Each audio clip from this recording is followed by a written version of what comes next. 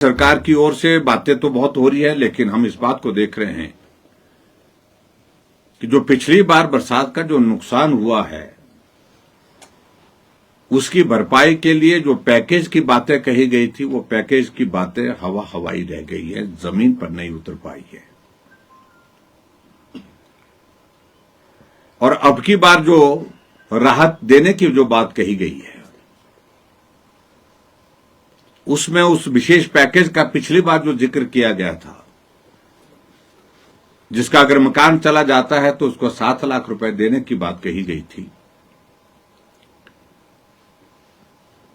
किसी का घर आंशिक रूप से अगर डैमेज है तो उसको 1 लाख रुपए देने की बात कही थी। और ऐसे ऐसे जो राहत पैकेज के अंतर्गत जिसका जिक्र उस वक्त सरकार के बहुत सारे लोगों ने बहुत ज्यादा किया। लेकिन मैंने ये भी देखा कि हिमाचल प्रदेश में अभी तक जो 7 लाख रुपए देने की जो बात कही गई थी, उसमें से बहुत सारे लोग जिनका घर चला गया है अभी तक नहीं मिल पाया है। और ये भी मैं चाहूंगा कि अब की बार की त्रासदी भी लगभग वैसी ही त्रासदी है। अभी आने वाले समय में मालूम नहीं, अगर बरसात का दौर लंबा रहेगा, कितना नुकसान होगा जान माल का।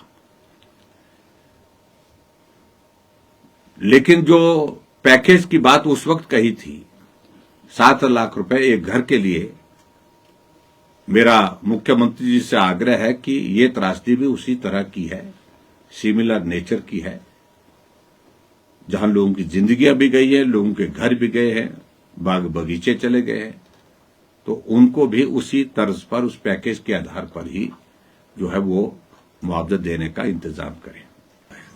इसलिए पैकेज उस वक्त का और इस वक्त का अलग अलग नहीं होना चाहिए, एक जैसा होना चाहिए। मेरा अभिप्राय सिर्फ इतना है। लेकिन मैंने देखा कि मुख्यमंत्री जी गए तो उनने 50,000 देने की घोषणा की, कुछ बातें कही उनने, लेकिन उस पैकेज का जिक्र नहीं किया कि इतना पैसे दे।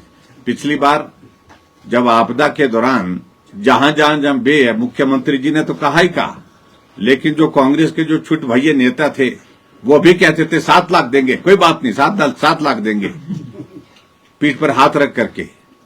और उसके बाद उन्हीं लोगों को जिनकी पीठ पर हाथ रख करके उनने सांत्वना दी थी, उनको अब की बार हम मिले तो हमने कहा क्या हुआ, बोलते जी आए थे, ऐसा बोल करके गए थे कि 7 लाख देंगे, लेकिन साल बीत गया, लेकिन अभी एक पैसा भी आया नहीं।